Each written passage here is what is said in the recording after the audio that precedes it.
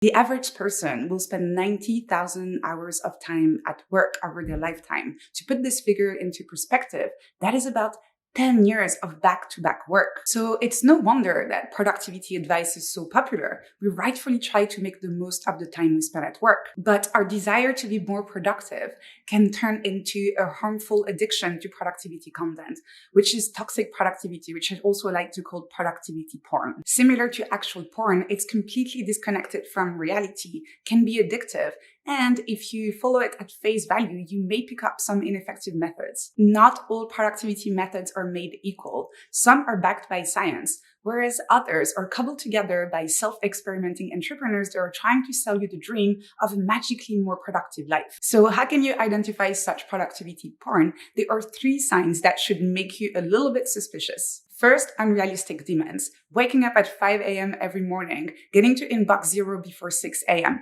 and filling your whole calendar with perfectly estimated blocks of time for each task. Productivity porn assumes that we are indefatigable machines, but we would probably not be looking for productivity advice if we were superhumans. Second, unrealistic results.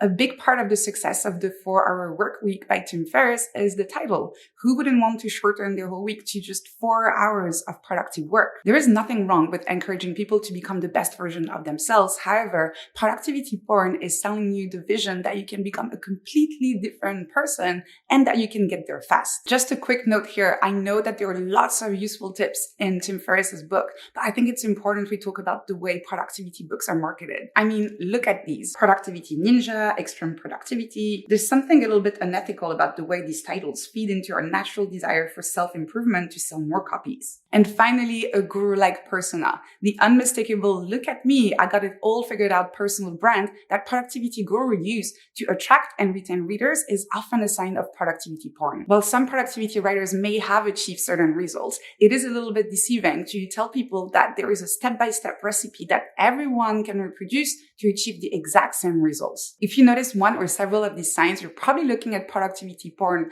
rather than at evidence-based productivity strategies. It's fine to read these for entertainment. After all, there is something fascinating about these extreme stories. However, it's important to keep in mind that applying these strategies to yourself in a systematic way may actually become counterproductive. So why do we fall prey to productivity porn in the first place?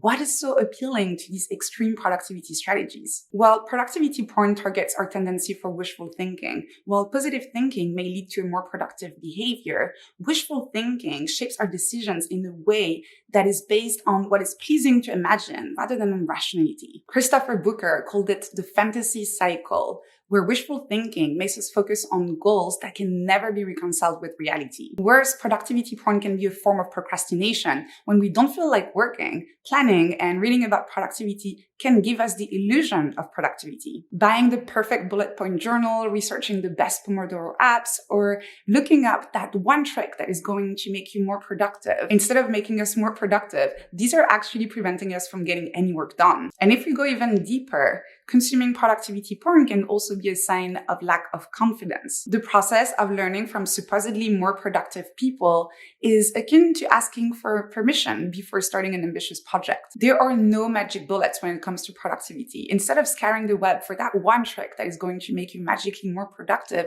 it's really worth investing in a productivity system that works for you. Try to identify actual bottlenecks.